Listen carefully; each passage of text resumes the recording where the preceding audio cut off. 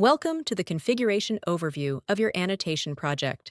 This section allows you to customize various settings for your project, enabling you to tailor the workflow and permissions to meet your team's needs. Let's walk through the main configuration options available on this page.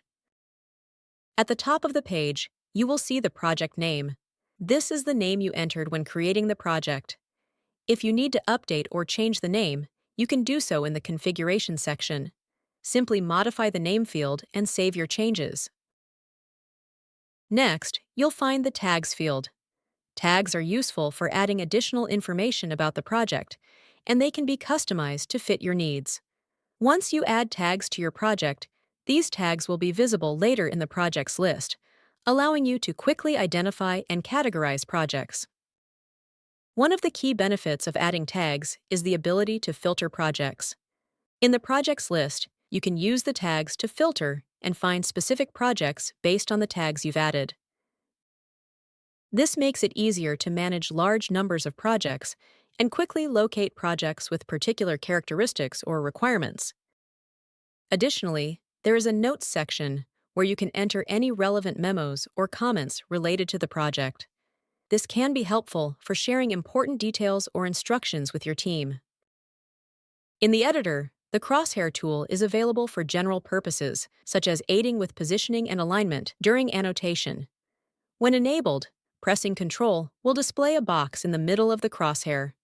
The size of this box corresponds to the minimum object size defined in the Configuration tab.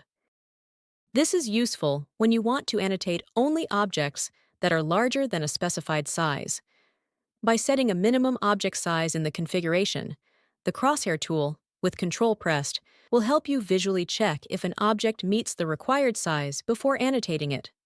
If the object fits within the box, it meets the minimum size criteria for annotation. This feature helps ensure consistency and avoids annotating objects that are too small for the project's requirements.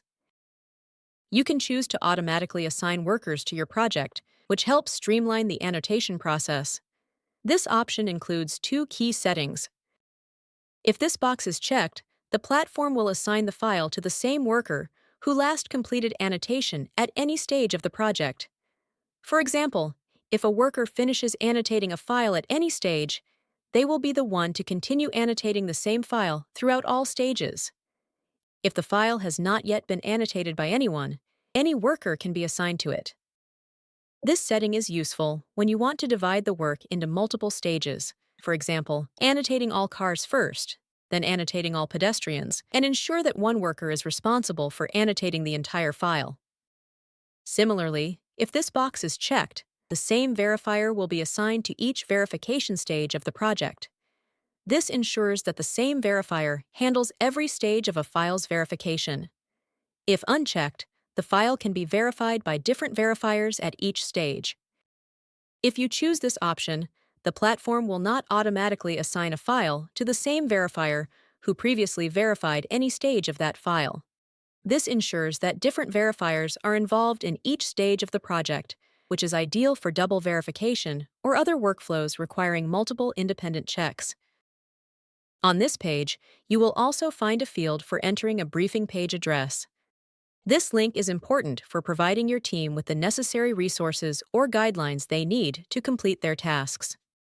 After enabling briefing in the Status tab, a Start Briefing button will appear on the My Projects page. Clicking it will redirect user to the link provided in Configuration tab.